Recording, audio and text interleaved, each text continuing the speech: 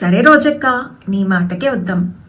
ప్రమాదవశాత్తు జరిగిన దానికి నువ్వు ఇంత ఓవరాక్షన్ చేస్తున్నావే, మరి గొడ్డలి పట్టుకొని బాబాయ్ని సైలెంట్గా వేసేసిన క్రిమినల్ని, వాళ్ళతో తిరుగుతున్న నిన్ను ఎంత అర్జెంటుగా లోపలెయ్యాలి?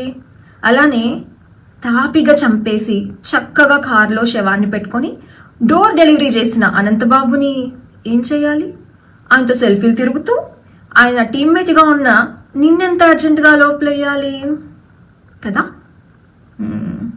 అవును, నువ్వే కదా మీ ప్రభుత్వంలో 1-2 రేపులు జరిగితేనే ఇంత హడావిడి చేయాలని మాట్లాడింది. ఆ తెలివితేటలే బాగా అర్థమవుతుంది. ప్రమాదానికి హత్యలకి తేడా చూశారు కదా మస్తాన్ గారు, ఆవిడ ఆవేదన చూశారు కదా. పాపం వేరే దేశంలో ఉంటూ కూడా చెడుగుడు ఆడేశారు, మొత్తం ప్యాకెట్ ఆడేశారు వైసీపీని, ప్రత్యేకించి రోజా గారిని. అంటే ఎంత యాక్టివ్గా తెలుగుదేశం పార్టీ సోషల్ మీడియా